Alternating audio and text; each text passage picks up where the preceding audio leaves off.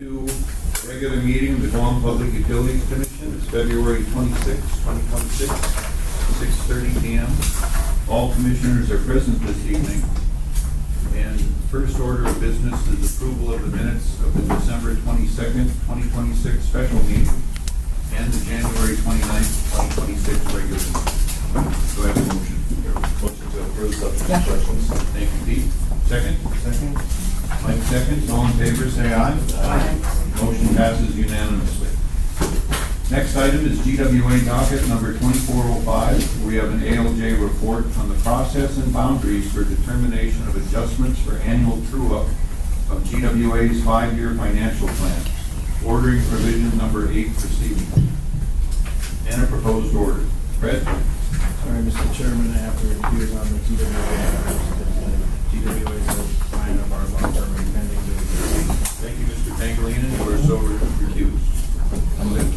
Right. Thank you, Mr. Chairman, Commissioners. So you recall that every year there's a true-up proceeding for the GWA 5-year rate plans. And that usually occurs in September when the Commission reviews last fiscal year 2026. Coming this September, or actually maybe August if you adopt the proposal, the meeting on August would decide the true-up.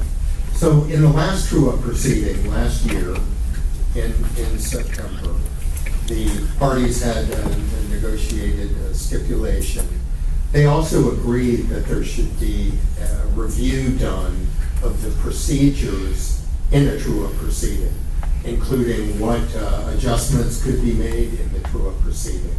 So in the stipulation that you approved, the parties agreed that they would have this kind of examination of the true-up process. And in your order in the last true-up proceeding, you ordered that the ALJ conduct proceedings to determine what the procedures, the process should be in the true-up, and also the boundaries of what is permissible as adjustments for the true-up proceeding.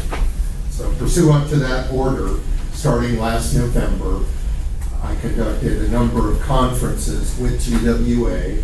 There were at least 3 conferences, perhaps more, exchange of position statements, discussions as to how the true-up process perhaps could be improved.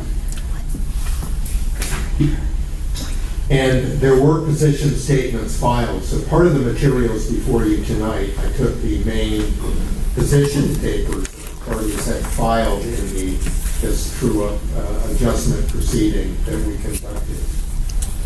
On February 9th this month, the parties entered into a joint stipulation as to certain matters concerning the true-up proceeding. And actually, it's a little broader than that. It also includes the 5-year rate plan proceedings, because procedures for that proceeding can also help to improve the true-up process. I'll just briefly go over what the parties agreed to. They agreed that with the initial filing of each 5-year plan, GWA would provide its petition together with testimony and exhibits, as well as the required minimum filing requirements and the rate model that they've developed. The petition would propose a rate path for the full 5 years of the plan with the full narrative support and work papers. And the parties agreed that after the initial decision of the PUC, that would set the rates for the full 5 years. Not really much change from our present procedures. The GWA and PUC staff agreed to certain true-up process timelines. Now, basically, they said that this could be done, true-up, in 120 days. And they're proposing that the hearing by the PUC be in August rather than September. I'll address that a little more in a few moments. GWA and PUC staff agreed, and our staff is Georgetown in the matter, Georgetown Consulting Group. They agreed with the ongoing implementation of GWA's water loss control program and documented issues affecting GWA's ability to meet water loss goals. GWA will modify some of the current reporting that it is doing on the status of the water loss control program, and that's as outlined in the stipulation. The reporting would include a 2025 baseline report, informal mid-year review, and a year-end reconciliation and report. Now, as to the hearing in August, what I explained to the parties, of course, the PUC could never guarantee that the hearing will be in August, and that will depend on the availability of the quorum and also what other matters have to be considered for that month. But I believe the commission, I'm hopeful that you can agree that the commission will attempt to hold the true-up proceedings in August, which means that we will have to expedite the entire process. The process starts in April when GWA files its true-up petition. So in analyzing the issues in this matter, first looking at permitted true-up adjustments, and the commission had ordered a discussion as to what is permitted as adjustments in a true-up proceeding. I didn't really see any real disagreement in the proceedings that we conducted about what adjustments could be considered. GCG had proposed a materiality threshold where there would have to be a plus or minus 5% to O&M revenue variances, CIP cost variances, or other financial metrics to be considered as a threshold for adjustment in a true-up proceeding. But GWA objected to that threshold, and later on, Georgetown dropped that particular request. GCG also agreed to drop its request that adjustments be limited to matters beyond the control of GWA. So where are we left? I think the parties agreed that there's an extremely broad range of adjustments that can be considered in a true-up, including capital improvement program variances, CIPs, debt service schedule adjustments, revenue variances, operating reserve adjustments, grant funding variances, debt service coverage maintenance adjustments, O&M variance adjustments, and many others. GWA can seek adjustments in the true-up year rates for any item regarding revenues, expenses, or other matters in the cash year. And similarly, Georgetown has a broad authority to explore the validity of or the impact of any adjustments which GWA seeks for the true-up year, such as differences in revenues, expenses, or other costs previously anticipated, including administrative and general expenses. So, as the ALJ, I'm indicating that there's really not much change there in what adjustments could be considered. But the main focus of the disagreement in these proceedings, it's an issue that has been considered before too, is GCG seeks the authority in each annual true-up proceeding to issue requests for information and discovery for all remaining years of the 5-year plan. So in other words, this year's true-up will be for FY 2027. Georgetown submits that they should have kind of an unrestricted ability to ask any questions they want about all the subsequent years. But in the true-up, the commission's only looking at 1 year. That's the true-up year. So that was really the main argument. Georgetown insisted that they needed the ability to look at the subsequent years and to verify accuracy and continued validity of the initial projections for those years in the 5-year rate plan and the PUC decision.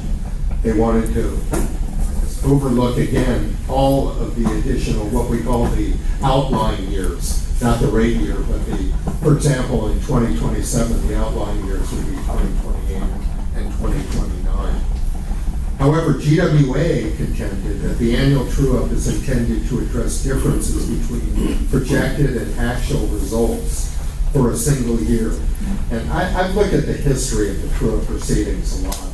It really is the case that it always focuses on the test year. And prior orders have given truthfulness to that assertion. There was in this proceeding, this was really Georgetown's, by the way, second bite at the apple, because this issue about discovery had previously been addressed in the rate proceedings for this docket. In that order, the ALJ had concluded that in each true-up proceeding, the PUC examines and approves rates for a specific fiscal year. Projections provided and information considered are always for a specific year. Quote, ordinarily a true-up is based upon an update to the schedules approved in the last rate case. A true-up is an update to revenues, expenses, and other items referenced in the prior schedules. They were never intended to be a review of all of the remaining years, because each of the remaining years will have its own true-up proceeding. The order held that GCG was fully authorized to explore the impact of all items raised for the specific test year. And of course, when the rate case is filed, the 5-year case, Georgetown has full discovery of all 5 years when the case is initially filed.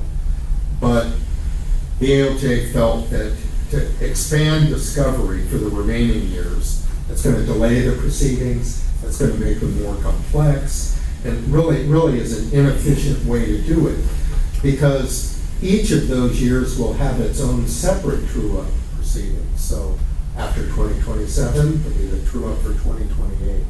No need to turn each true-up into a multi-year rate case. That's what it would do. If you considered more than the test year, then, for example, for 2027, you'd be considering 28 and 29. You turn it into a 3-year rate case, and I don't believe that's a desirable change to the system. So my recommendation is that the commission stick with what we've always done, which is test year is the only year considered for the true-up. Interestingly, both parties tried to argue that their position supported, quote, standard regulatory practice, although I say that neither of them submitted any of the standard regulatory practice, but I tried to do a little bit of research on that. And what I found was that commissions actually have some authority to allow post-test year adjustments for known and measurable changes to historical test year data. But it's completely discretionary. There's no obligation to consider those. Many commissions do not consider changes beyond the test year. And they only consider them where, quote, the attendant impacts on all aspects of a utility's operations can with reasonable certainty be identified, qualified, and matched. But it's really hard to do that when you don't have the test year data. So to make, assumptions about the subsequent years, to me, again, doesn't make sense. So the next item we looked at was outstanding reporting requirements. The parties agreed in their stipulation to certain new reporting requirements. In addition, GCG pointed out that GWA is out of compliance with its January 2025 quarterly report requirements. No filings were submitted for the second or third quarters of 2025 for reporting requirements, including program management progress reports, CIP reports, and annual effectiveness reports.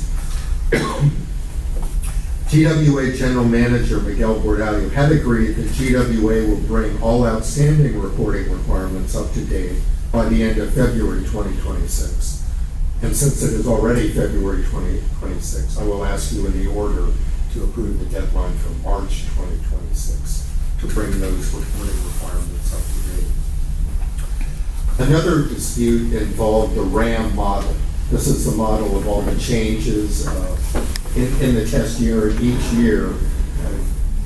It's GWA's method or process for analyzing the rate changes. GWA had proposed to alter the RAM model in the true-up to only provide the RAM for the test year. But on that, I felt that traditionally, every tour proceeding, they file the RAM for 5 years. Now, the RAM for years other than the test year is not based on any updating at all. GWA is not required to make changes to the outlying years other than the test year. But just to keep the format similar to what we've done, I believe they should continue to file the RAM for the 5 years, but with the understanding that they do not have to make numerous adjustments or analysis, or any analysis really, about the outlying years. Finally, there were some other adjustments that were proposed, which I believe should not be included. And these may be good ideas, but it just seemed this proceeding was maybe not the right place to raise these. These included requirements for construction amounts and reconciliation with the master plan, changes in the master plan, a schedule of water losses, which includes the most recent 5-year total water production, water consumption, and water losses, and projected values for the next 5 years. Now, those items will probably be useful and helpful. I think Georgetown could probably ask for them in discovery, and if not, certainly this issue could be brought up again in the next 5-year rate case. So in conclusion, I'm requesting that you approve the joint stipulation of the parties and the other changes that the AOJ recommended in the report. And looking at the order, I kind of set forth in it all the stipulated matters, the ones that I already covered, and the deadlines that were agreed to in the process, and that the PUC would attempt to have the hearings in August. And no adjustments are made, as I mentioned, to the process. Discovery should be limited to the test year. Reporting requirements, quarterly reporting requirements, would be brought current by the end of March 2026. And the RAM model will be continue to be included as it has been. And that's essentially what it is. Thank you. Thank you. Any comments from GWA? Thank you, Mr. Chairman, Commissioners, and thank you, ALJ Huerti. We appreciate the opportunity to participate in this process to clarify the annual true-up framework. The discussion has been helpful in reinforcing the intent of the 5-year plan and the annual true-up, particularly the balance between GWA's revenue requirements and affordability for our ratepayers. We appreciate the guidance and the collaborative way this matter was handled, and we believe the added clarity will serve the public interest going forward. Thank you. Thank you. Any comments from the commissioners regarding this topic?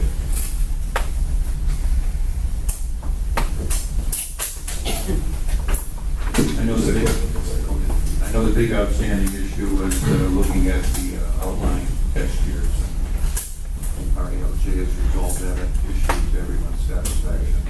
So, go ahead. Just one of the exemptions was the adjustments on the reporting process for the schedule on water losses, which include the most recent 5 years total water production. Is that part of the quarterly reporting that GWA submits to the PUC? I believe it is, yes. Every quarter, that's one to be in perspective March. To March 2026 for them to catch up with that. Well, I thought since they agreed to do it by the end of February, but since the commission hadn't addressed this yet, I felt it appropriate to give them another one. Right, okay. Anything else?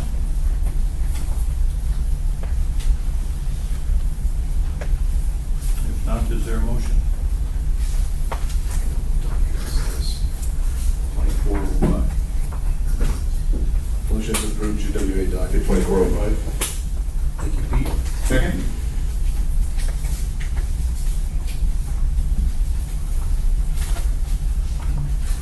Second. Joe seconds. All in favor, say aye. Aye. Motion carries unanimously. Next item is GWA docket number 2503, petition to ratify and approve fund increase in scope to Landis and Gear Inc. for an indefinite delivery, indefinite quantity contract for the supply of ultrasonic water meters. We have a legal counsel report and a proposed order. Anthony. Thank you, Mr. Chair. So in this case, GWA has a contract with LG, that's how I shorten the Landis and Gear. Now, they actually have two contracts with them, which are the product of two separate solicitations. So GWA originally solicited for small ultrasonic water meters, and although several potential bidders picked up the packet, it was LG that was the only one that submitted a bid. Subsequently, they submitted a bid for large water meters, and the same thing happened. Several bidders came and they picked up bid packets. The Landis and Gear was the only bidder to submit a bid in that solicitation. So, the small water meter, or the purchase order for the small water meter contract was $404K, and they submitted a purchase order for the large water meter contract for $991K. Subsequently, Landis and Gear requested to combine both contracts, and if they combine that amount, it would result in a $1.3 million cost. Hence, they're required to get the review of the Public Utilities Commission and their approval prior to doing so. In addition to that, GWA had disclosed that there's a pending requisition of large ultrasonic water meters for the amount of $254K, and this would further increase that cost to about $1.6 million.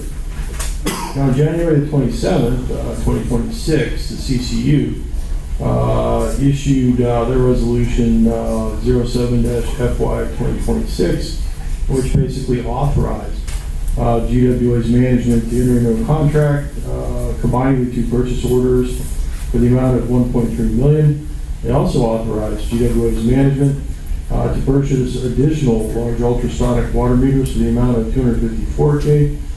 And under this new contract, the CCU authorized GWA's management to use either grant, bond, or internally funded capital improvement program funds, and of course, subject to the CCU's approval. Now, here, GWA very clearly has to obtain the PUC's approval for two reasons. First, obviously, just combining the two purchase orders into one contract would exceed the $1 million contract review protocol. Further, anytime under GWA's contract review protocol, there's a plan to use bond funding, regardless of amount. GWA has to obtain GWA's or the PUC's prior approval for the use of those funds. So for those two reasons, basically the GWA is required to obtain the PUC's approval for the contract, combining the two purchase orders, also to purchase the additional large ultrasonic meters under that contract, and for the possible use of bond funds by GWA to fund this new contract. So I reviewed this carefully, and bear with me, there are a lot of numbers. And so the $1.6 million cost of the new contract combining the purchase orders and the purchase of additional large ultrasonic water meters is reasonable. So under the original purchase order for the small water meters, GWA ordered 2,000 small ultrasonic meters for about $202 each, and that's where they get the $404,000 price tag for the small water meters. For the large water meters, GWA ordered 179 1.5 ultrasonic meters. These ran about $1 $28,000 for each one. That totaled about $339K. They also ordered 61 4-inch ultrasonic meters at about $3,600 each for a total of $225K. They also ordered 18 6-inch ultrasonic meters at $5,900 each for a total of $107,000 or $107,000K. And they also ordered 5 8-inch ultrasonic meters at about $7K each for a total of $35K. They also ordered 3 8-inch ultrasonic meters at $13,300 each for a total of $40,000, and 25 3-inch ultrasonic meters at $2,700 each for a total of $68K. They also ordered 97 2-inch ultrasonic meters at $1,800 each for a total of $175K. The total amount of these, of the first purchase order for this, or excuse me, so the total amount of the purchase order for the large water meters is $991K. GWA is ordering an additional 38 4-inch ultrasonic meters at $3,600. Also 19 6-inch ultrasonic meters at $5,900 each for a total of $113,000. This is for a grand total of $254,034. Hence, contract combining the 2 purchase orders and the cost of purchasing the additional 57 large ultrasonic meters is reasonable, because at the end of it, GWA will have a total of 2,000 small ultrasonic meters and 445 large ultrasonic meters for a total of 2,445 ultrasonic meters. It is important to note, and the cost of these ultrasonic meters, large and small, kind of runs the gamut. For the small water meters, they do fit within the median price. But for the larger ones, especially the 4-inch ones, for whatever reason, they're kind of on the high end. They're costlier than the median price. So although we're getting these meters, we're getting them at a slightly higher price. Now, I attribute, when I was looking at the prices, they didn't include shipment. And so this would be shipment in the States versus shipment here. It would be higher. Further, this is where the fact GWA only got one bidder plays here. There's no price competition. So it's not like it went to the lowest bidder, but that's beyond GWA's control. They only have this one bidder, despite several looking at this particular, or these 2 particular solicitations. So I did find, however, that despite the slightly higher costs for some of the large meters, we are still getting, once again, 2,445 new ultrasonic meters for this. It's important to note as well that this is a indefinite quantity contract, meaning to say there's no set quantity in the amount of meters that GWA can order under this new contract. So they could order more. It's their need, basically, based on how much funding they have. Guam procurement law does allow for an indefinite quantity as well as indefinite delivery. That's what this contract is as well. They don't know when they're going to need the new meters. So basically, Guam procurement law, once again, allows GWA to enter into this IDIQ contract. Nonetheless, though, these are also the contracts that need a little closer supervision to make sure that they're not ordering so much on them that the price continuously goes above the review threshold and they do not get the prior approval of the PUC. GWA is a little better at making sure that doesn't happen than another agency that I will not name. Okay. In any event, I also found that GPA's estimated $1.6 million cost of the new contract and the purchase of the additional meters is necessary Shown above in my report, GWA is currently dependent on these ultrasonic water meters. I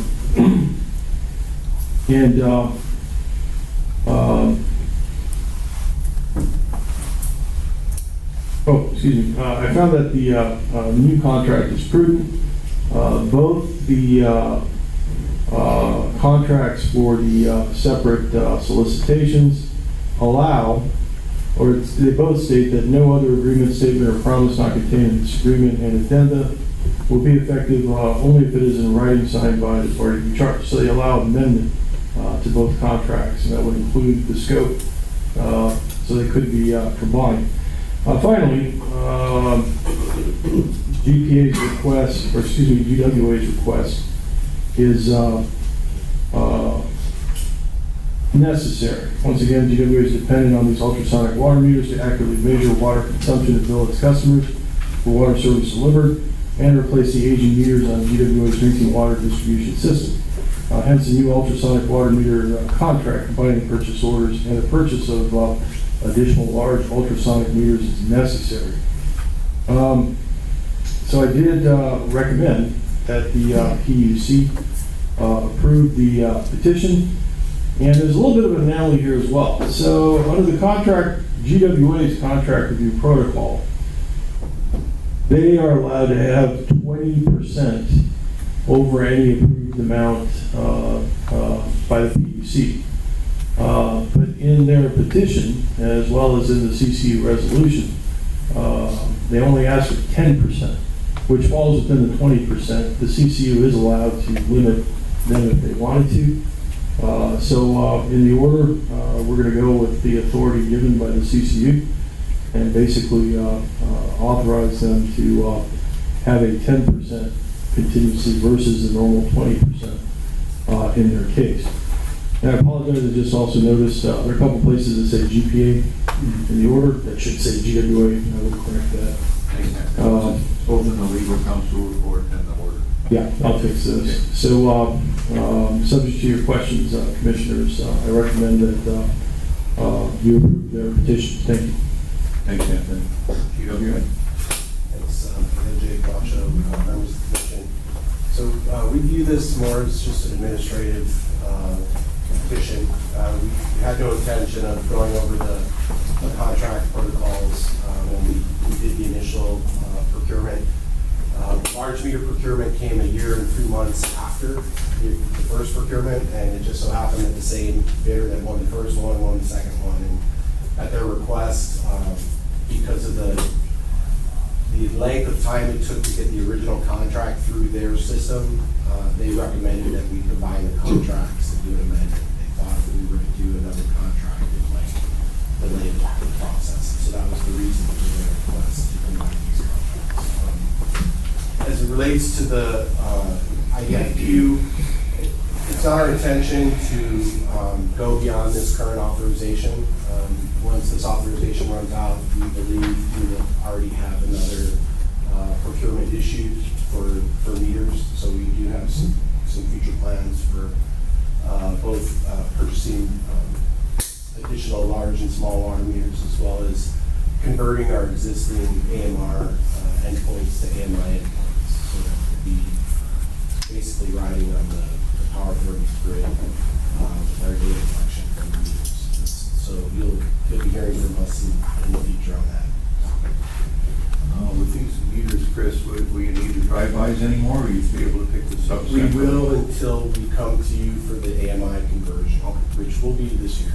So we've been working on it and demonstrating before the commission. You're asking only for a 10% contingency, or are you self-limiting that to just 10%? Yes, I think that was the request coming from our operations. So the other issue, the requisition that was mentioned in the LG's report for the additional 57 large meters, those weren't initially those aren't for our customers. What happened is in consulting with our engineering team and our operations team, part of our consent decree requires that we replace all our production meters with the heat wells. And these meters actually can serve that purpose. And so, in an effort to simplify and our inventory management and keep enough meters on the shelf for both operations and our customers. Our operations team is wanting to purchase these same brand of meters to use in our operations policy. So that's what that's for. The contingency was also for that. Now, the previous meter company we've been working with on the water side was Badger. Did they submit at all, or? They did not, and just to kind of give a little bit of feedback on that. So prior to these two meter bids, we had one a year before that. So, and in that particular IFB, and that was for both large and small meters, Badger did pick up, and so did a lot of other companies, but we got no responses to that initial bid. Since then, Badger has specifically told us they would not sell us products, and they have refused to sell products to local vendors to sell to us. So it's actually, we've been blacklisted from their salespeople. Say it again. Why? Because we were in a lawsuit with them. that we settled. The original meters that were purchased from them were really not what we were looking for, and they weren't working here on Guam. So the That LP, was during the time where, a number of years ago, right, when we had to replace all those so meters. they sold They're us all a- replaced. an L- The brand, or the model is called an LP meter, and it's, long story short, when we were getting them off the boat, they were having failure rates of 60 and 70%. And so at that point, we started doing a lot of investigations. We ended up having to replace all 35,000 or 40,000 meters. I can't remember. And so because of that, we took them to court to recover the losses from that. And it was a long, drawn out, big fight, and it lasted 3 or 4 years. And we ended up settling in the end, and after that, Now, Landis and Gear is the company that GPA is working with on their smart meters. They had issues with their meters at one time too, but Landis and Gear as a company stood up real well and helped correct the situation as long as we could. And I will add, the brand of meter that we're using is from a company called Master Meter, who is a partner of Landis and Gear. So Master Meter is a large meter company, similar size to Badger, as far as the amount of business they do in the States and worldwide. So they are a reputable meter manufacturer, and we don't anticipate any issues with them. We've had their meters in the ground here, a few of them that we've been testing for several years, and we've had no issues with them. Are some of these meters to be used in the DMA system? That I'm not sure whether they'll be used there. But some will be used in the production. For sure in the production also. Would be. Just as, so with the 2,000 meters, as an IDIQ, you're ordering as needed? This is as needed basis from the company, and you're not storing the 2,000 in a warehouse? Or are We do keep them in our. Also, you will order it one time, you don't order it the next day? But normally on a given year, we might need 600 to 800 for new installations, new construction. And then we have the rest to replace failing meters, which is an ongoing process. What is the lifespan on one of each meter? The meters are, these aren't mechanical, so the mechanical meters generally would last between 10 and 15 years. The ultrasonic meters, I think, are probably more than that because there's no moving parts in these meters. That also has a lot to do with the cost and why they're a little bit higher than what we were used to paying on our mechanical meters. The technology is a lot different, and apparently how they build those are more costly. So like these large ultrasonic meters that are on the higher end, those are, you're saying 15 years out before you have to replace them? That's what the meter manufacturer says. I think In your Guam's history, when was the last time you replaced these? we've never used the ultrasonics for the large customers. How was the smaller ones? The small ones, we started using them in 2019, and we haven't had And any any replacements? Okay, thank you. Go ahead, Liz. And going over, I don't want to look at it, but You have such a range of sizes, 1.5, 2 inch, 3 inch, 4 inch, 5, 6 inch, 8 inch. I didn't see 10 inch, but, is there any plans like the smaller ones to start, you know, like a 1.5 versus a 2, as an example, you know? In your, you know, you said something about your inventory management, you know, that's a lot to watch, you know, a lot could walk out the door, you know, theft and all of that. So, in simplifying the kinds of meters you have, you know, especially the smaller ones, you know, but as you're doing your pipe replacement, you know, are there plans to like get rid of the 1.5 inch and have only 2 inches, and get rid of the 3, 2, 4, 6, 8, you know, something like that? I don't know. Well, so I don't think we can get rid of the sizes, because that's, you know, it's depending on the flows going into those areas and the needs of that. No, but as you replace the pipes, you know, to have, you know, instead of a 1.5 inch Right. pipe, do a 2 inch pipe, as an example. Yes, so I think I don't know that it's been discussed, at least for the larger 3, 4, 5, 6.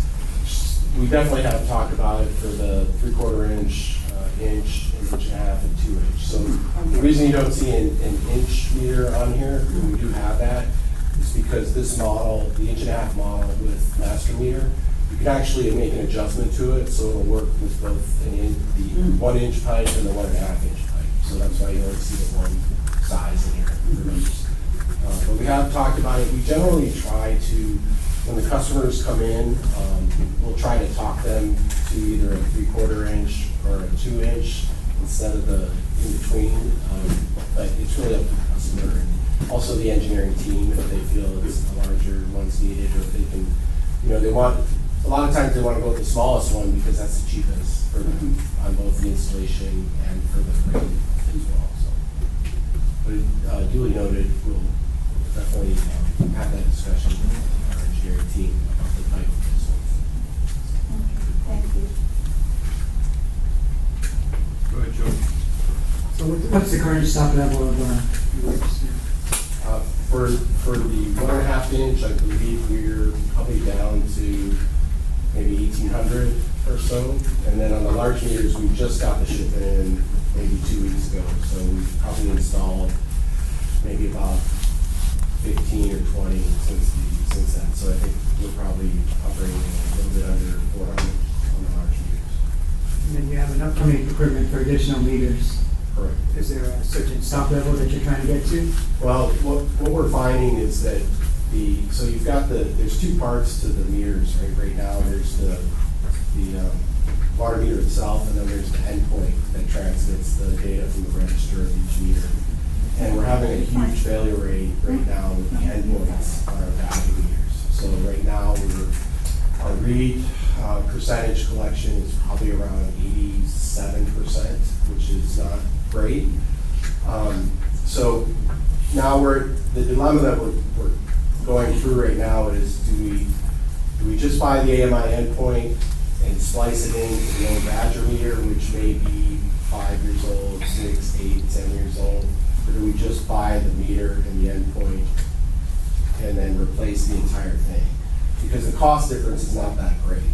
The new endpoint might cost $180, and then the endpoint and the meter might cost $260 or $290.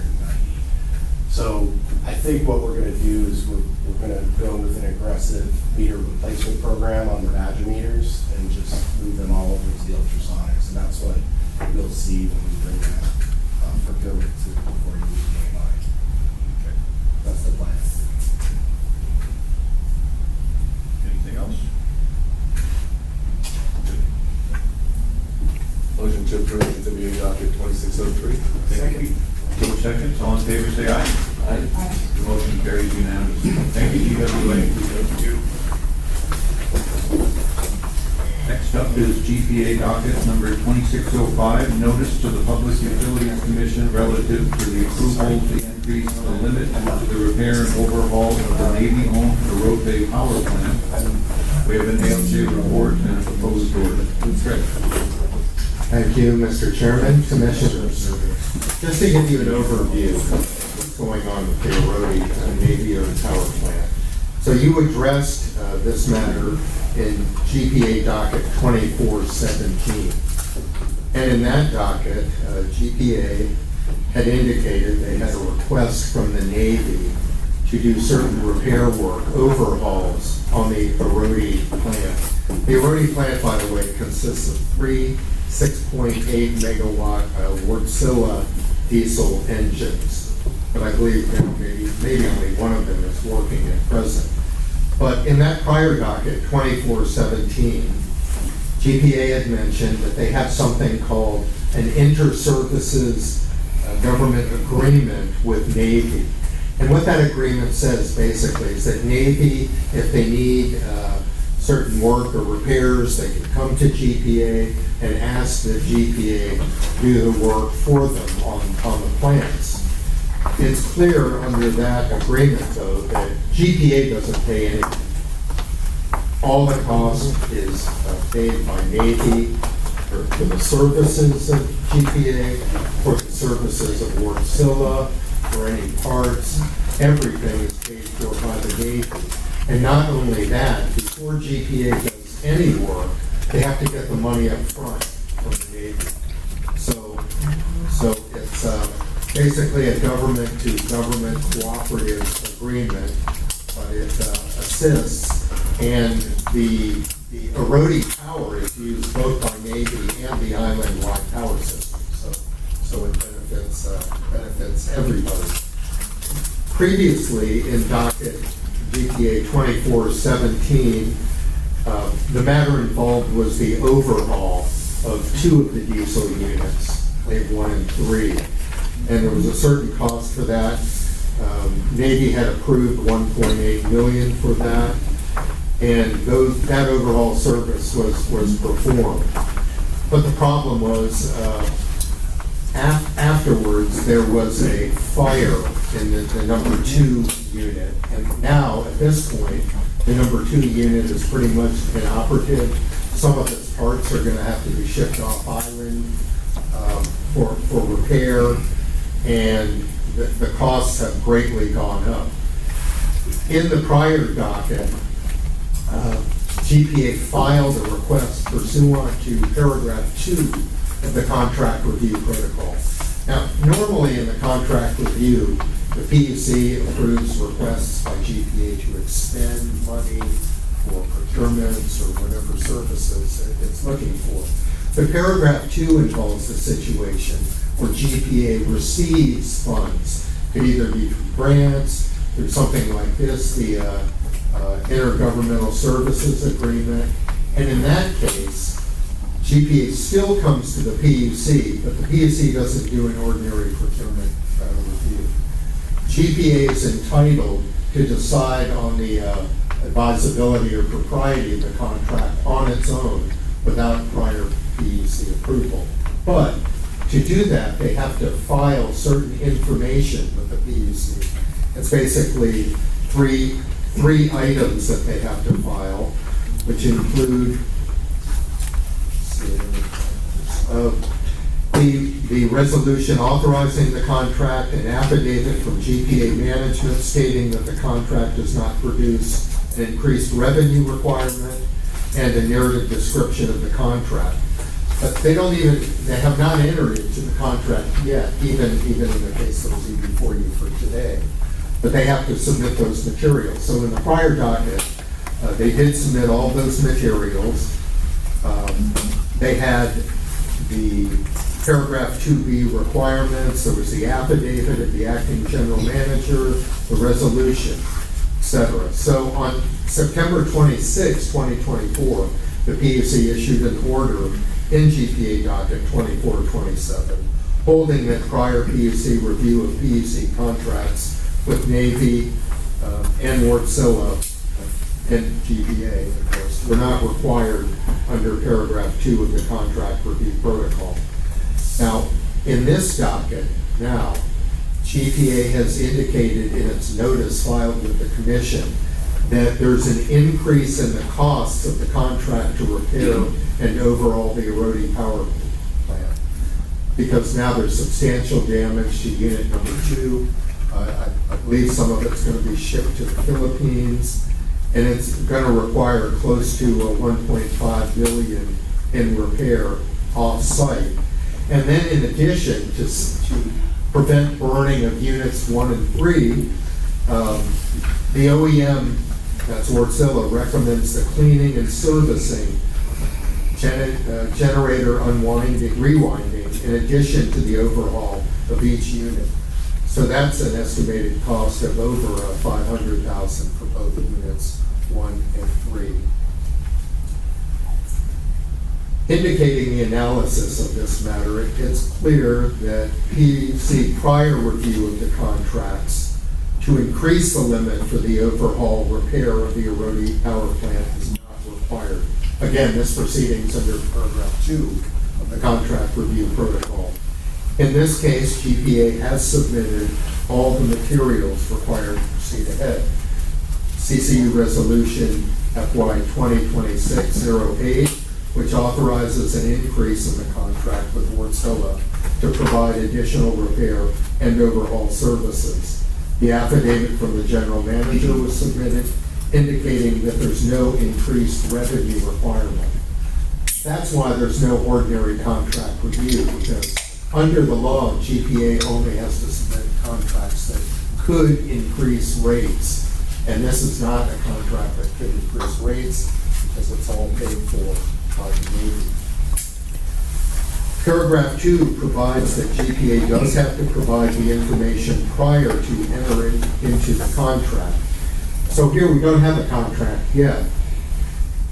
It also indicates that the revised intergovernmental services agreement has not been completed. GPA is still working on that with Navy. And I believe one aspect that has to be revised is the current IGSA provides for a maximum of $2 million a year from the Navy, but the projects here will likely cost more than that, so they're trying to up the amount in the IGSA. And the other document that's still needed is the memorandum of record. That's where the ComNavMar basically accepts the proposal of GPA. So in this matter, what I'm going to advise is that the commission conditionally approve GPA proceeding ahead with the increase in the amount for the eroding plant project. One problem we have now is that the documentation on cost is really not complete. The only approvals we had in the record previously were the prior case, 1.8 million. And then in this case, a draft approval for 2 million, 3.8 million. GPA estimates that the entire projects are going to cost at least 5.7 and perhaps $6 billion.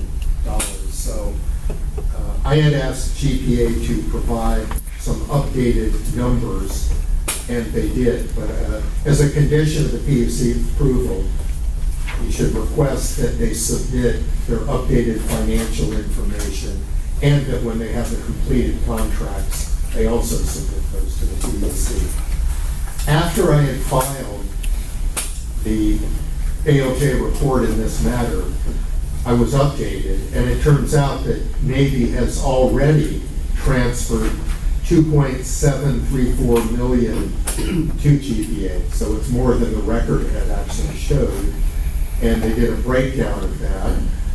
Navy plans to transfer another $1 million in FY 2026 to achieve the 576,000 overhaul projects to prevent units 1 and 3 from burning.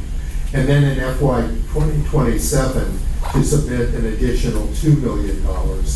And hopefully that'll cover the 1.843 million project to repair burn unit number 2.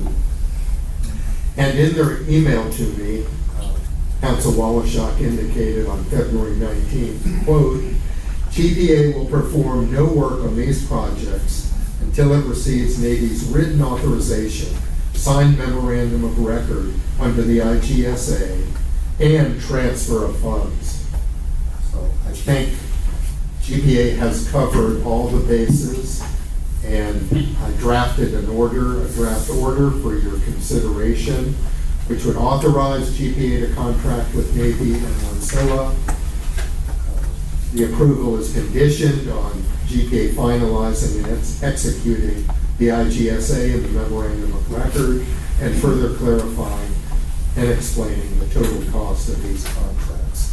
GPA should file the IGSA and the memorandum of record and its clarification of total cost for the eroding plant with the PUC. Thank you, Fred. Any comment from GPA? Bill? Sorry, no comments. John, are you the acting GM right now? Yes, I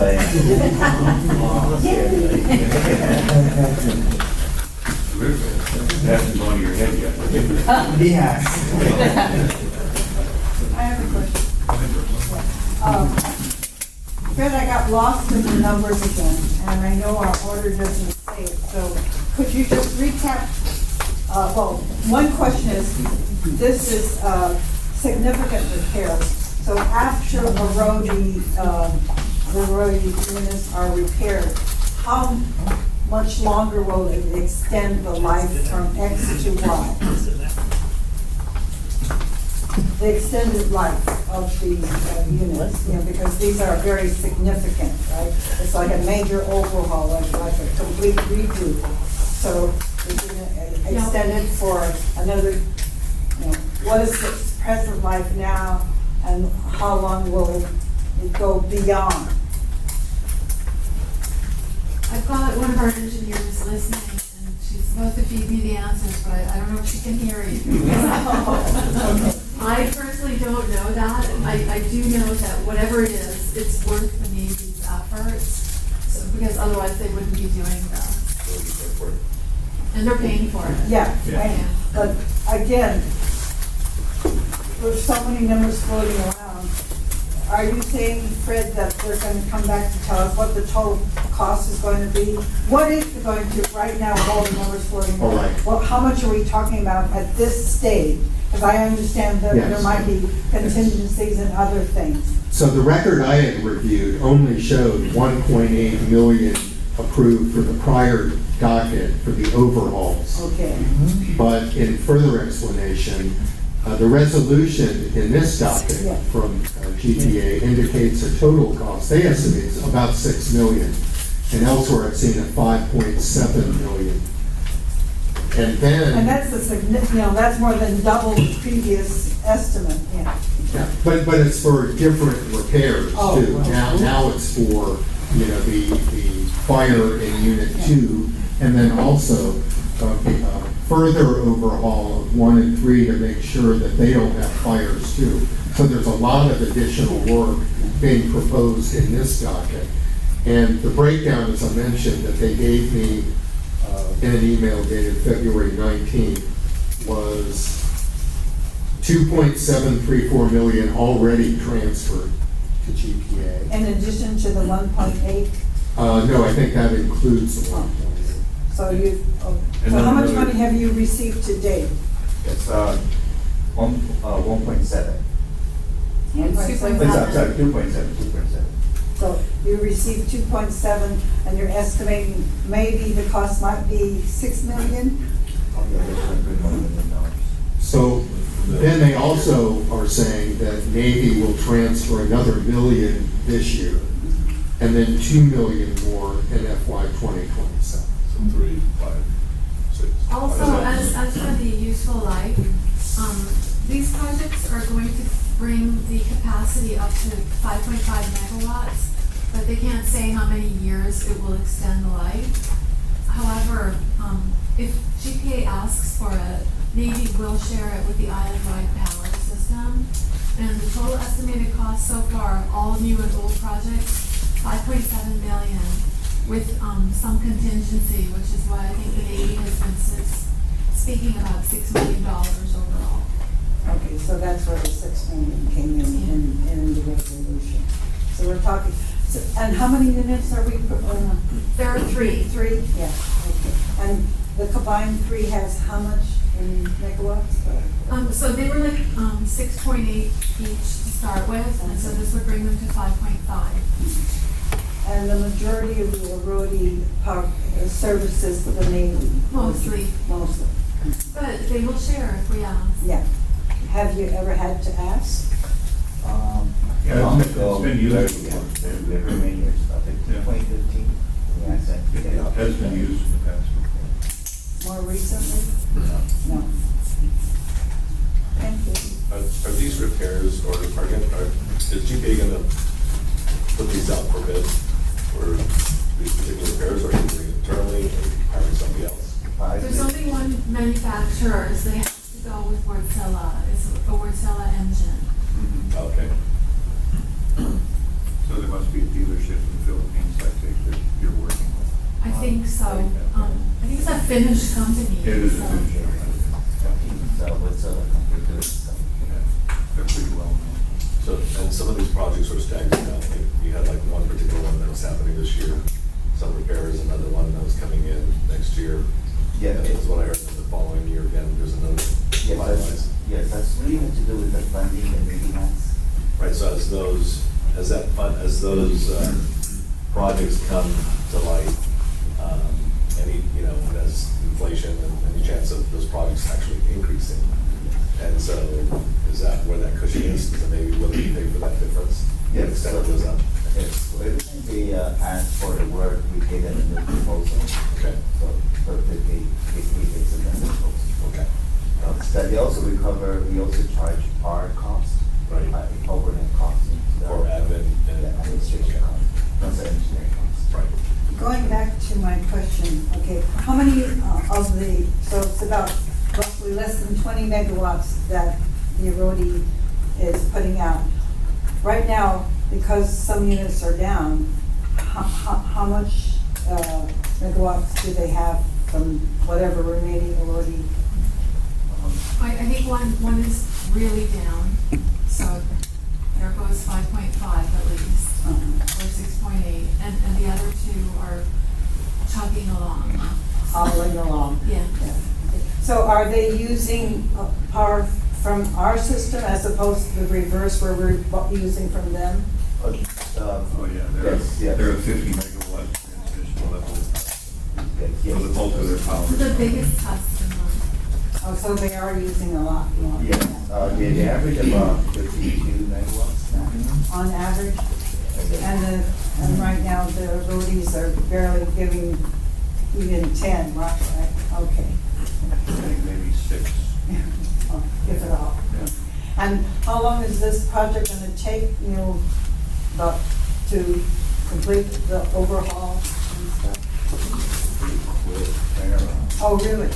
Not a year or two? No, I think this is more for the generator that's having problems. It's been out there, so they need to maintain that. I think they're running now, but I think they're more concerned because they have experience. So Fred, going back, you said you were gonna modify the order to do X, Y, and Z? Or is it? No, it's just conditional on GPA submitting the required materials. Oh, okay. That will be the addition. Thank you. And so it's, I'm getting information, 9 months for generators 1 and 2, and 9 months or more for unit 2. Unit 2 is the one that burned, so it's gonna need more work than the others. So when they're being done? 4 months for generators 1 and 3. 1 and 4 months. Yeah. 1 and 3. So during that time, then Rhodey won't be providing any power? Yeah, in the meantime, Navy is using the island-wide tower system. And how is that going to affect, how is that going to affect the rest of the island? You have enough capacity to Oh, absorb? yes, we do have enough. We have over 400 megawatts of capacity since Ukudi is online. Okay, so even though 20 plus megawatts are down, you're with Okudi, you can slow it down. Even during peak time? Yes. Our peak right now, I think last year was about 266. So we have more than sufficient capacity right now. Before December, no. Before it's out, but now that Upido is running. We skated through. And engineer confirms with Ukadu, we are okay. With- We'll be fine. Thank you. Do you know if Navy's plan for this is mainly as a backup in emergencies like typhoons and so forth, or are they planning on running it periodically? They do have to run it periodically. Yeah, for to keep it going, right? Yes, to keep it, but the main job is already as a backup. Do we have any idea whether to run this plant from the Navy's consideration is cheaper than being a transmission level customer of DPA, or more expensive? The running the plant is a lot more expensive. I don't think that is very efficient. But it's just an insurance policy for them. Yeah. Are they still considering the possibility of a 34.5 kilovolt underground line, 2P? But last time I heard they were working on planning to do the underground to TV. I'm not quite sure how Yeah, far. I think they want to be in a similar situation as Anderson was in the last cycle. Yes. Yeah, where they can just stay on right through the typhoon.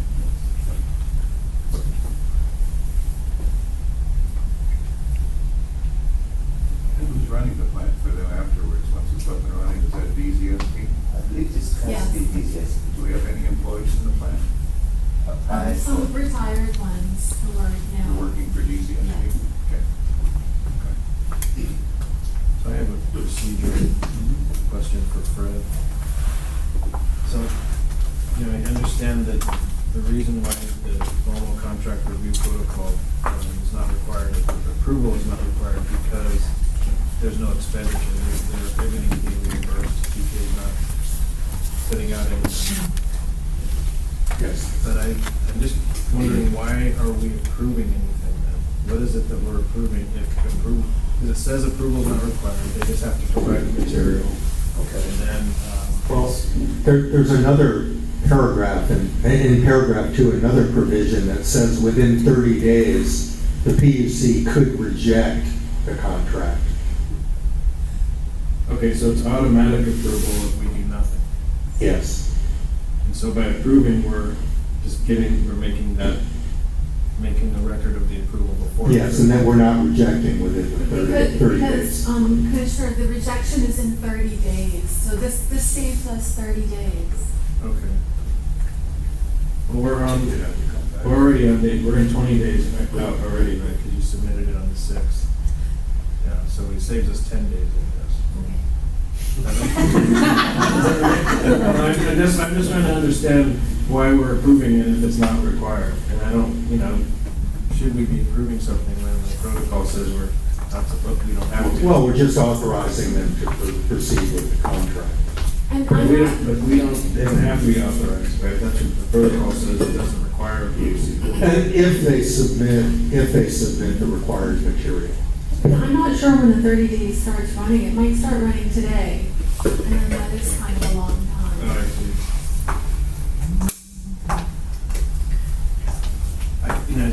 The prior order of 2024 says PUC approval is not required, and then we're approving. I guess what I'm concerned about is, are we setting a precedent? And now because of the fact that now we're setting a precedent of approval. I think the whole purpose of paragraph 2 is it wants PUC to review when there's 1.5 million or more that the utility is getting. Yeah. The review in that sense is required. Right. And then the commission has the authority to reject if it wants. So I believe to clarify that the commission isn't rejecting, that it authorized the contract to proceed ahead. But the commission doesn't conduct the normal contract review. Okay. And this is, we've done this way before. This is the same way we proceed. Well, in the prior docket, Yeah. yes. The prior docket. I think there have been other cases where GPA may have brought grants or other matters, but it is very clear under the contract review protocol, paragraph 2, that the commission does not need to conduct the normal review to see whether the contract is necessary, prudent, et cetera. It's a little different review, but if the materials are submitted, that's how I read it. If the 3 items required under paragraph 2 are submitted, then the PUC says, GPA, you can proceed ahead. So once that threshold is required, the GPA doesn't submit the 3 items, the PUC would say, no, you can't proceed ahead yet because you haven't applied to paragraph 2. But in this case, it's just a default now because, or it's conditional. If we approve this, those conditions are conditional. The approval is conditional on these reports. Well, that's the other thing I was gonna ask about, it's conditioned on just submitting it. Yes. One of the things they have to submit is clarification and explanation of the total cost. Yes. But it doesn't matter what their explanation is, as long as there's some explanation, then it's approved. I believe so, because with their filing, I felt that I couldn't really determine how much they were spending, so I asked for additional information. Yes, it's to clarify for the record exactly what has been approved so far and what are they spending.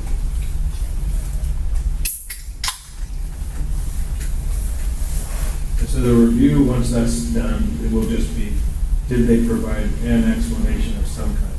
Correct. Okay. Okay, I mean, it's just very unusual to me to see this. Well, it's an unusual situation with the paragraph 2. That's why I wanted to just clarify that, because when I just read it, it doesn't really make sense. I mean, when I see an order that says,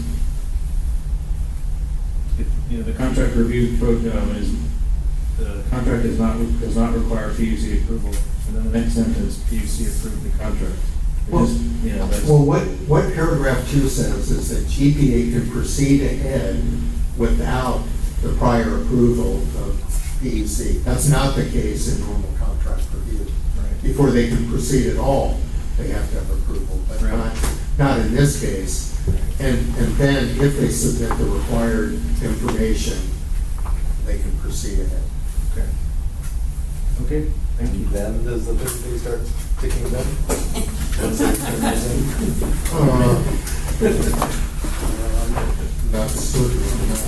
How are you guys visiting and submitting the? As soon as Navy gives us the signed documents, they asked us for it, so we gave them a turn around. Okay. But then, Now you're just, it's Navy. I think you're right about 30 days starts once you complete the filing. So Yeah. when that last item comes in, then the 30 days starts. Thank you. Anything else? Mike, we're gonna let you make the So I move to approve the proposed order approving the GPA's proceeding with the Navy contract. Thank you, Mike. Second. Second. Peter seconds. All in favor, say aye. Aye. The motion carries unanimously. Thank you. That doesn't need to be approved. It's common with the port, we've done this a few times with the port projects, because the port's expensive, so there's a few projects that we've done it. That we don't need the contract review. That the PUC has approved Prior actually to approved it. the contract without having to amend I see it. it. GPA docket number 2607, petition of the Guam Power Authority to approve price increase and 2-year extension of the Supreme Group Guam LLC performance management contract. We have an ALJ report and a proposed order. Thank you, Chairman and Commissioners. So as stated, what you have before you is the GPA petition for review and approval of 2 1-year extensions of the Supreme Group Guam LLC performance management contract for the GPA bulk fuel storage facility and price increases to the contract. Pricing due mainly to increased operations. By way of background, and as what is already set forth in the ALJ report that you have, this contract originated from GPA's issuance of a multi-step invitation for bid under IFB GPA 015-22. 2 bidders responded to that IFB, IP&E Guam LLC and Supreme Group Guam LLC, with Supreme offering the lowest price. On April 27th, 2023, the PUC did approve this contract with Supreme for a 3-year base period beginning October 1st, 2023 and expiring on September 30th, 2026. GPA now seeks PUC review and approval for $3,017,206 for the 2 1-year extensions and overall price increases. This amount for the contract review protocol for GPA exceeds the $1.5 million threshold. PUC review and approval is required. Exhibit A to GPA resolution number FY 2026-11 that was provided with the current GPA petition sets forth the amounts associated with the 2 1-year extensions and the increased costs that are associated with increased operations. Also, Exhibit B attached to the ALJ report provides a price comparison between the original 2 bidders to the IFB. And as set forth in the ALJ report, this ALJ does recommend approval of the 2 1-year extensions and the increased costs based on the following brief analysis. The first and overarching is that GPA's retention of a PMC contractor for the fuel bulk storage facility is essential to the continuing function and operation of the island-wide power system. In the petition, GPA asserts that without a PMC contractor at the fuel bulk storage facility, GPA will not be able to conduct refueling operations safely and efficiently. PUC and other dockets has consistently recognized that the management, operation, and maintenance services which the PMC contractor performs for GPA regarding the fuel bulk storage facility are essential to the functioning of the plants in the island-wide power system. If there were no PMC contractor to operate the facility, the IWPS could not function. As to the costs set forth in the ALJ report, the 2 1-year extension costs and price increases are determined to be reasonable, prudent, and necessary.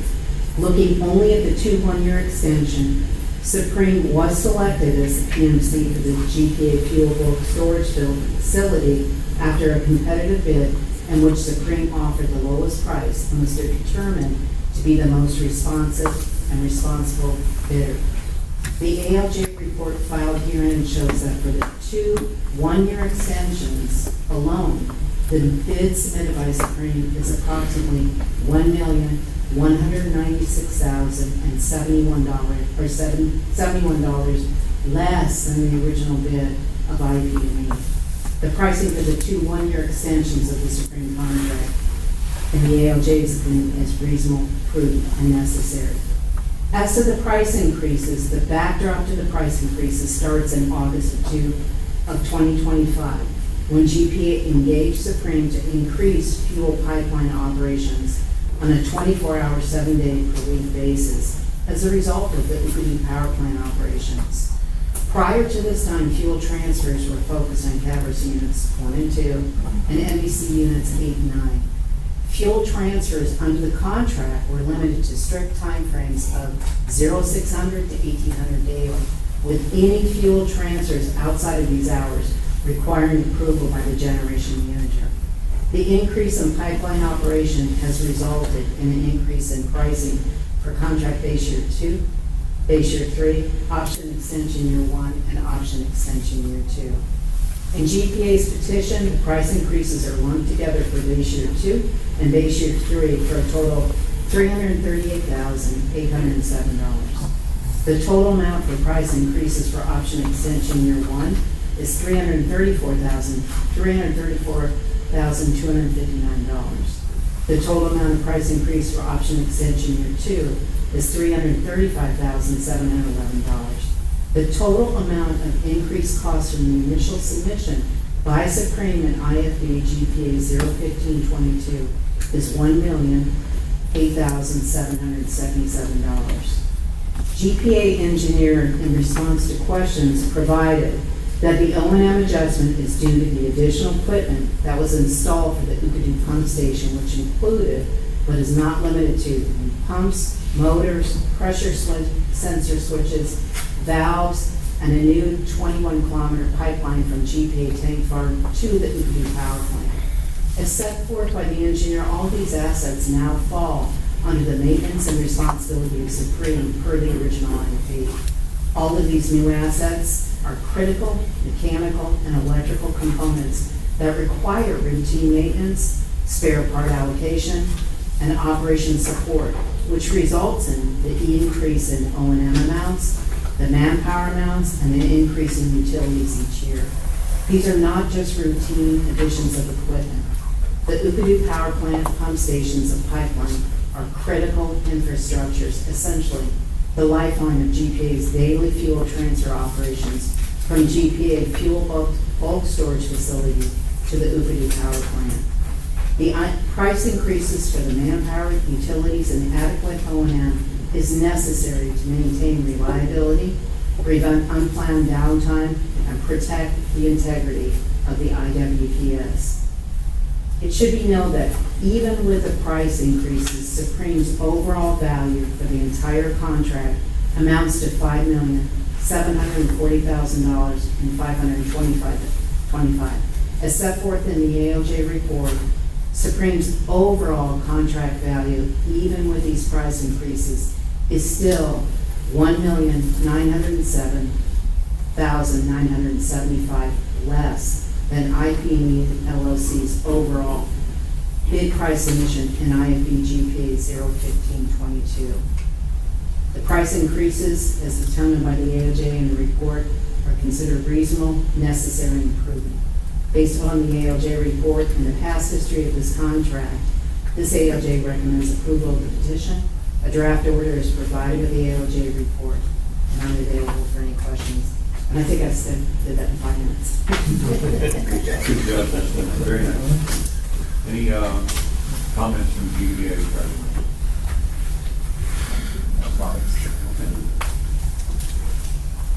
How much? Up at Upadu, we have 2 fuel tanks, I believe, right?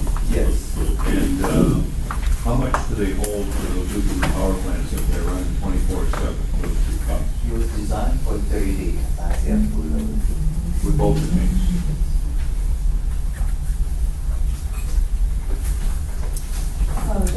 Just Go ahead, Doris. as an observation, and I base myself more on the resolution of the CCU, because when I initially looked at this, when what they approved was, in the last paragraph, $2.7 million for 3 years and $3 million for 2 years, just for.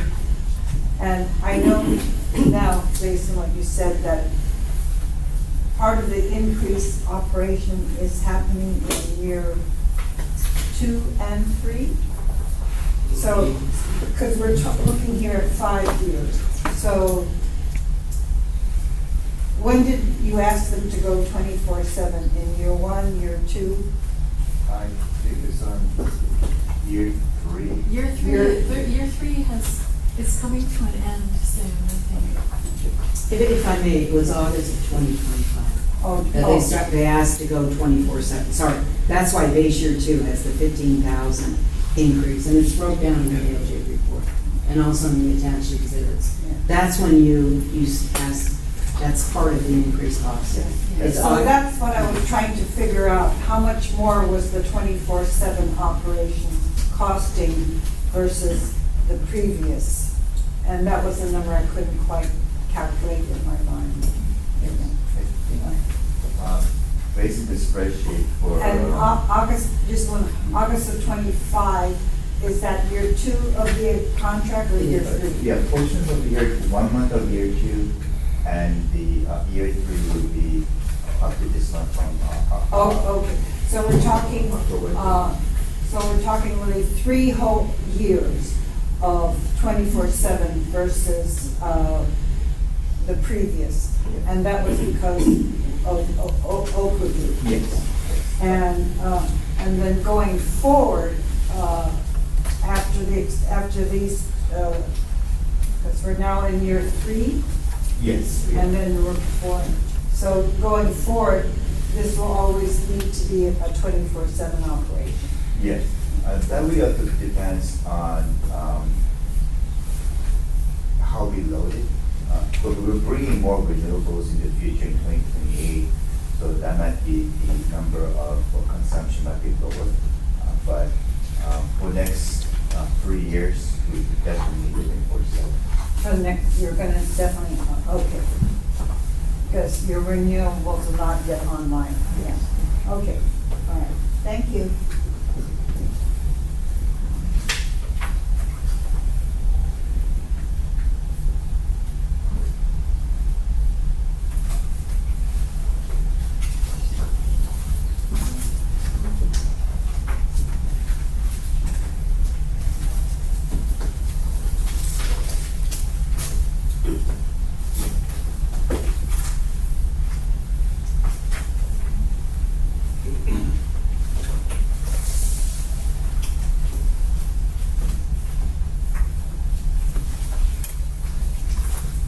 Anything else from the commissioners?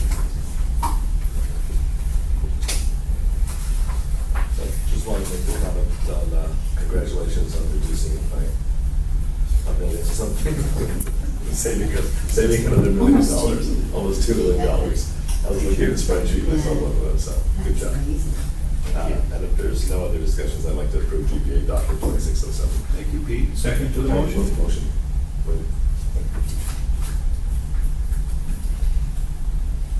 Is there a second to Peter's motion?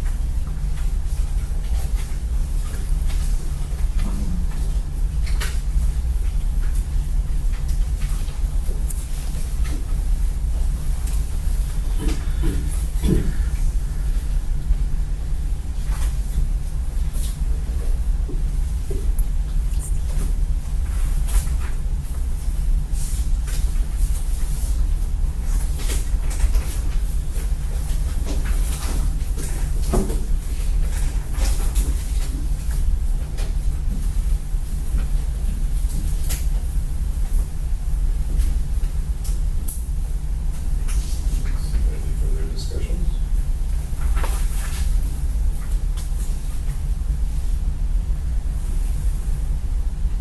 I'll second. Thank you, Joe. All in favor, say aye. Aye. Aye. The motion passes unanimously, Doris? Yeah, Yes. All right, thank you. sorry. Thank you, GPA. Spreadsheet, that's why, I didn't see that spreadsheet. Got lost in the spreadsheet. Yeah, I didn't see that, that's when you said that. Just fine. Yeah. So these would be these operations for the I didn't see that.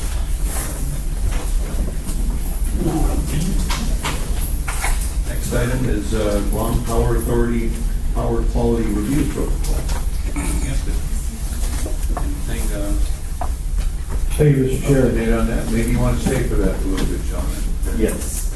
So we have been having discussions with GPA's management on developing a power quality review protocol. And basically, Excuse me, just before you, when you say power review protocol, you're talking about the quality of the power, that is correct. not Commissioner Brooks. the brownouts and things. We're okay on quantity. But it's the quality. Yeah, it's a quality, so the stuff that damages equipment, so on and so forth. Now, it's a, My lights keep on flickering, that's why. well, it's actually quite complex. And it's not as easy as I thought it would be. For example, it's not just measuring the quality of power that comes out of the generation or where it's generated. Why? Because it's affected by transmission, but it's also affected by the end user. That has an influence on the quality of power that you receive, what kind of equipment they're having, especially a commercial user. So that also affects the quality of the power that's received. So, and it's believed that GPA, with some additional metering, could at least start measuring the quality of what it produces. Okay, we would have to do a little bit more research and develop a fair and quantifiable review protocol to add that last little bit of well, how do we measure the quality of power that goes into the end user? And that's not all of it, because if there, say you have bad appliances, inefficient appliances, or in my case, much older appliances, basically that might affect the quality of power there. Okay, so, so in essence, we are probably at least 3 months from coming to a draft. And there's also some discussion about maybe adding other things into the scope of this protocol. So that's kind of where we are. So we hear questions, Commissioners. And since we opened up this discussion with DBA, other things have come up also that we are considering adding into this docket and expanding it. And it is, as Anthony's reporting, it's kind of complex how all this works together. And the concern I had even a few years ago was when we were building up the solar in the system and the batteries, along with traditional generation, how all this would integrate and work together. And it is a bit of a challenge, and it's not just a challenge here in Guam, it's a challenge everywhere where this is done. So we're just going to try to stay ahead of it as much as we can and just keep learning along the way and trying to develop this docket and have certain quantifiable measurements that we can see where we're at, where we're going, and improve upon it. How does having old appliances affect the input into the house though? I mean, if you're just measuring the quality that's coming into the end user, what happens after that is, and as long as GPA is providing quality power to the end. Now, how does the old appliances affect that power? Does that get fed back into the system? No. This is the user specifically. Okay, so it depends on. I know that when I came up with a model, which was over a model for creating such a protocol. It's all in engineering math, and there is a portion that I'm still trying to decipher about how the end user's product. It's a little easier to understand from an industrial perspective, for example. So if your factory, your equipment is going to have an influence on the quality of power that you have. Right. How that translates to, let's say, a residential use. If you're to remove the load, right, and just measure what's going in, as long as GPA is providing quality power at that point, I mean, they can't be held responsible, the end users not. Yeah, that's true. Well, yeah, why, okay, so how most jurisdictions resolve that issue, it's usually in contract. So the power company promises in their contract, that's why I haven't really found a dedicated quality power review protocol in some of the other jurisdictions, because in the contract, how they resolve that issue of what happens after it gets the end user is they're simply agreeing to provide power within certain parameters. Right. This is what you're going to get up to where it's going. Okay. After that, it's kind of on the customer. Okay. So that's kind of how they do it. We could do something similar. Okay, and measure within those parameters. But like I said, we're still developing with GPA how we're going to do this measure. The good news is GPA can measure. Okay. So it just might take some additional. That's what we also have the batteries for too. As to maybe like the voltage or the frequency between certain. Well, that's correct. That'll prevent runs. Yeah. Now yeah. What we're hoping to do is get this, really start getting measurements before the battery is built.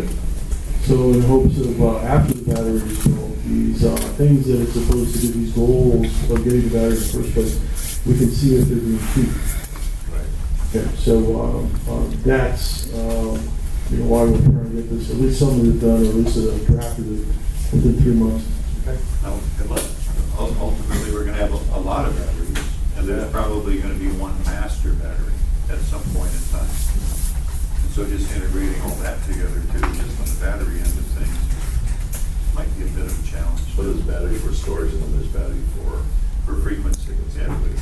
Yeah, it's, it's gonna be a little bit of art and science along the way to balance all this out. So we just wanna try to get ahead of it. So at least we have everybody on board and everybody's aware of it. We're gonna start working on it and try to come up with something that works long term. Okay. Thanks, Hampton. Thank you, John. Thanks, Marianne. Next monthly financials for January 2026 report. Okay, you have the financials for the year, and I guess as background, we had to migrate to a new system for QuickBooks, and we contacted with E1 to help in that migration. And so the good news, everything did get transferred over, but from a financial review point of view, because it just started October 1, all the information under the old system did not get transferred over, just the balances, all right?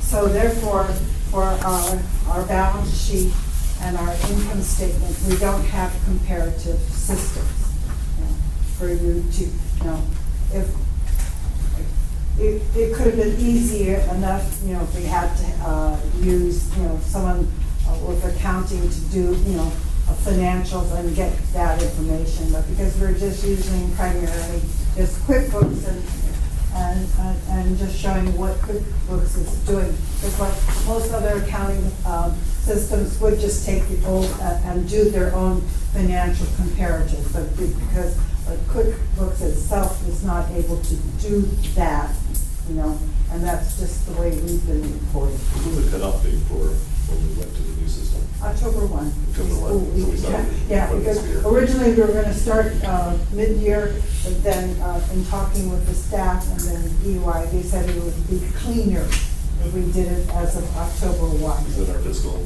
year? Yeah, we followed the Guam's fiscal year, October 1. So that's why there's no comparative. And also, Do you still have the old system? I don't know. I'm sorry? Do you still have the old system? Yes, I do. Would you be able to pull financial? You could, but someone would need to sit down and, And just pull up these financial statements. yeah, balance sheet, yeah, get what and we do a spent. comparative, yeah. But Okay. I didn't think we wanted to do Okay. that. Okay, but two areas that need to be reconciled in the new system, there's a new account that was created called undeposited funds. And Lou was able to identify which deposits they were, and so she's now in the process of working with EY. That's correct. How to clear that, because technically that should be zero. It's kind of like an in and out, it's just the way that the deposits are coming Right. in and how it's transferred out. Right. Okay. And likewise, our accounts receivable is rather high, Right. and So that that's a- also needs Why is reconciliation. that so high?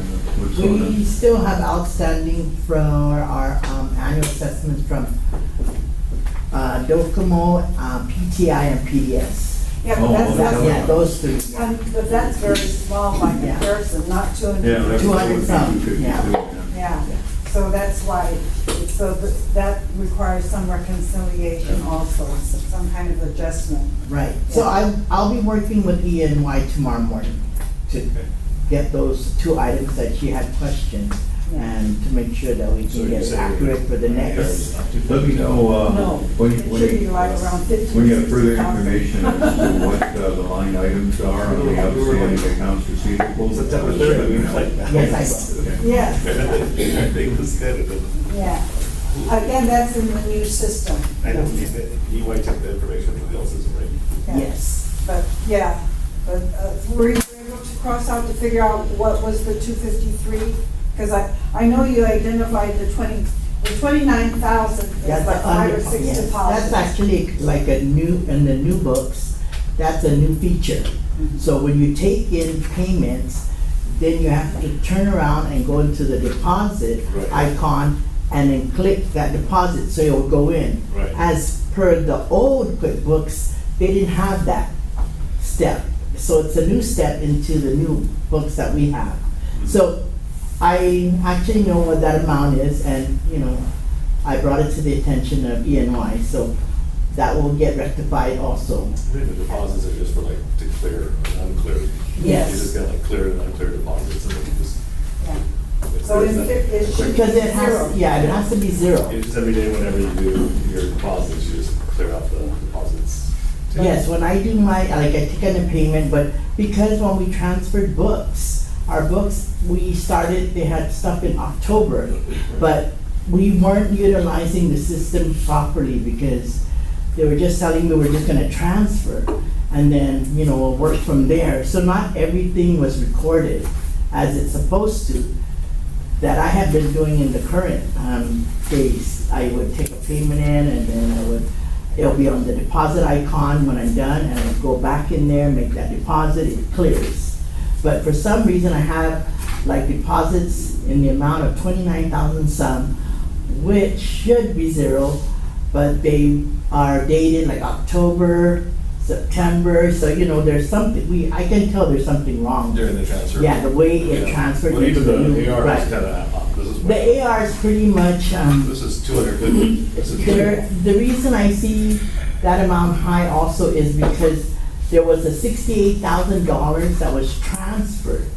It was just But that a was journal entry. Journal from- entry. Yeah, it was just a journal entry. You gotta So go- they carry that forward, right. So working with the new system, it couldn't really offset it properly because ENY distinguished it as all payments to GPA, but the records show no. It's GPA, GWA, and PAG. That amount, it belongs to their fees. So that's the difference. So we're gonna work on everything like tomorrow about 10 o'clock. Right, okay. Yeah, and get it corrected.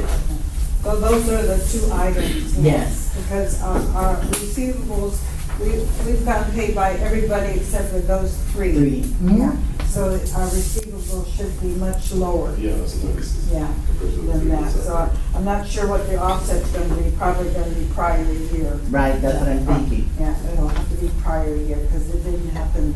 Right, Yeah. correct. Mhm. Because, and the 68,000 that she was referred to, because I saw that last time, what happened was, that was, Journal entry.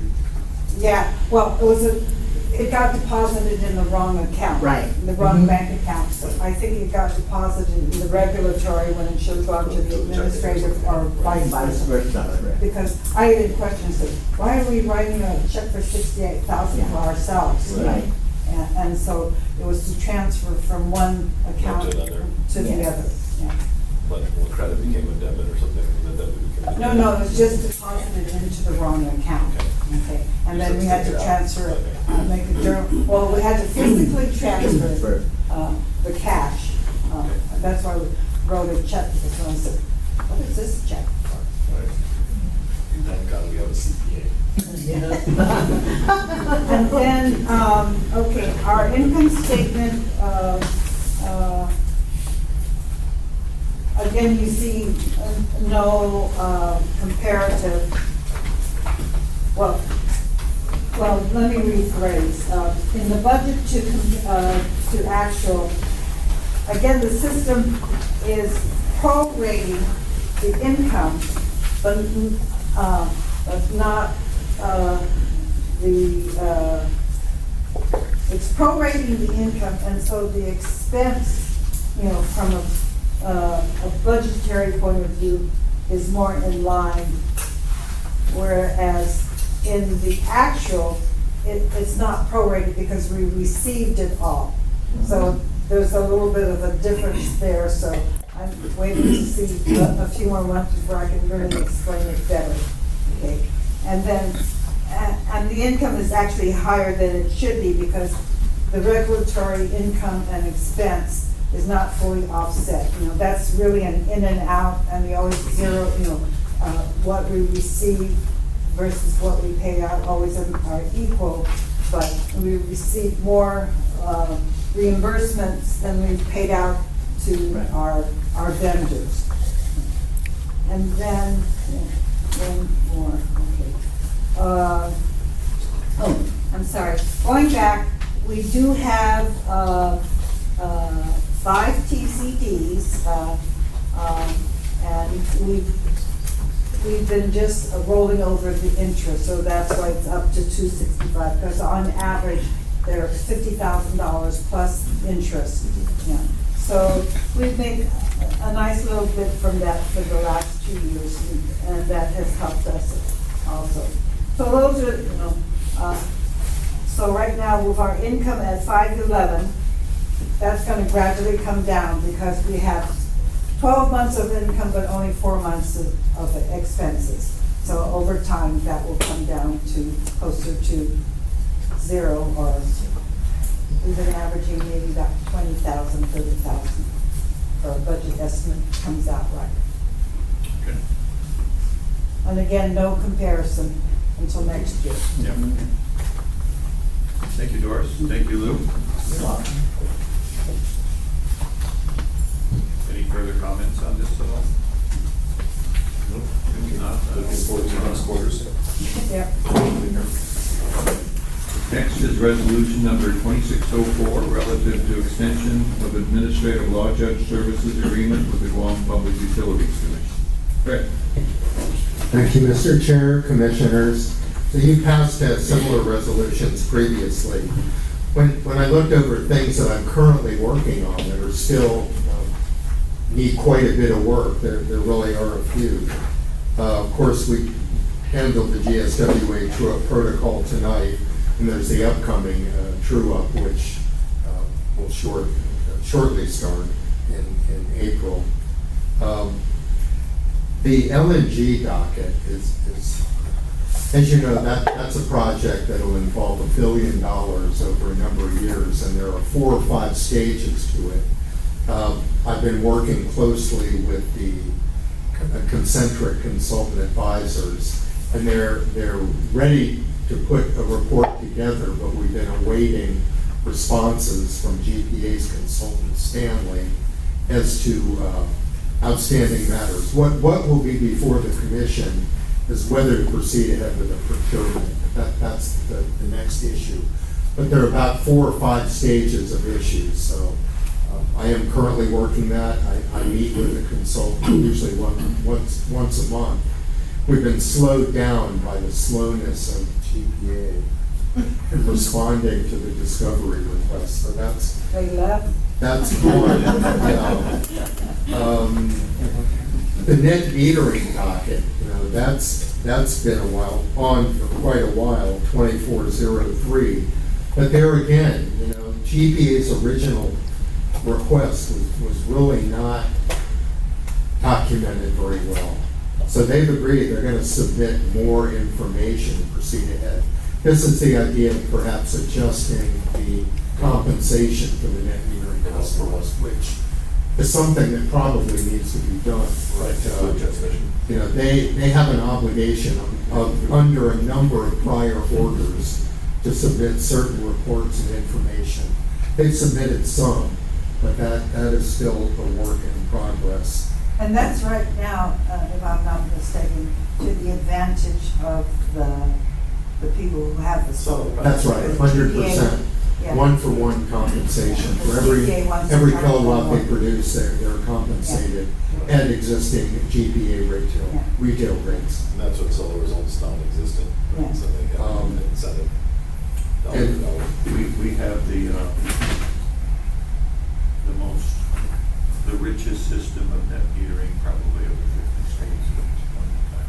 Being the most generous. The most generous. Yeah. Yeah. To the customer. To the customer. Yeah. Well, we said we'd review it when they reached 5% or something. Now I think we're. There was a review that we would look at 2,400 rooftops, something like that. I can't remember it now. There's a couple of points that we There are looked. not a lot of solars No, that's are right. individual. Yeah. It's probably not It's growing. growing at the rate it was, Uh-huh. but there's still new customers coming in. A lot of them are commercial, so Yeah. they're bigger customers. And like the schools, right? Are the schools fully No, solar? they're not. Because that's the biggest savings for Guam, if they should ever do it.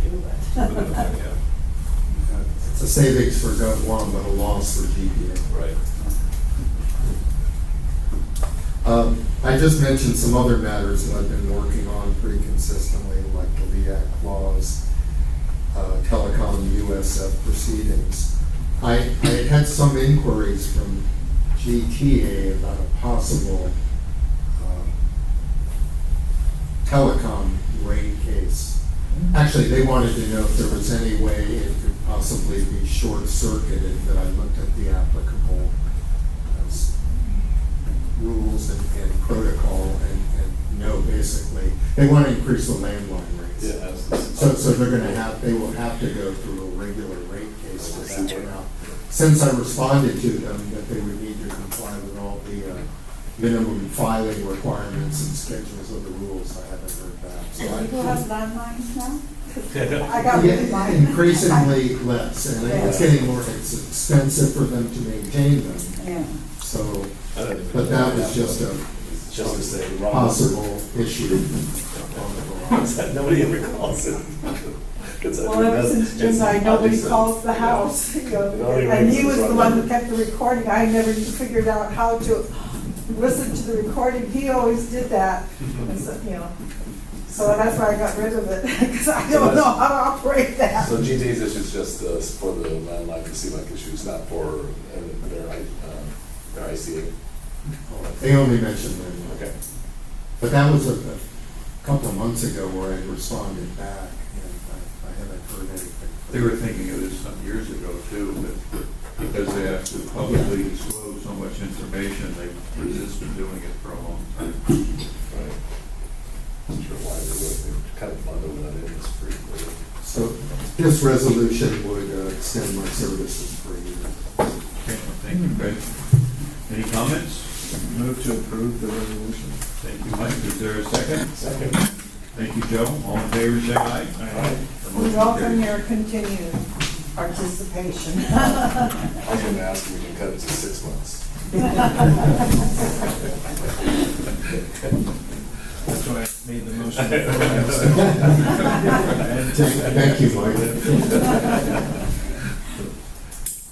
And last item is just FYI, fiscal year 2025 annual report. I usually read these, but I didn't this time, I forgot all about It's, it. It's very, it's pretty- it's a nice Is there something? recap. it's amazing how much work we do in a year. Yeah. This is what they sent to the legislature, right? Yeah. And Marie, did you put this together for us along with Fred? Is this on our website? Yes, it Is is. that what it says? So how many dockets did we approve? 42, I believe. 42 total. Okay. How does that compare to prior years? About the same? I think one more, Yeah. but That's what you- huge cases, huge rate cases and EACs and, I took it because I do like to read it.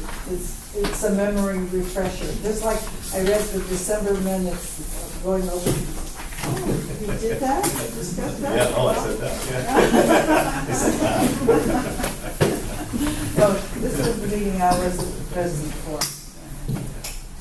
I liked it when the minutes were sent to us on email.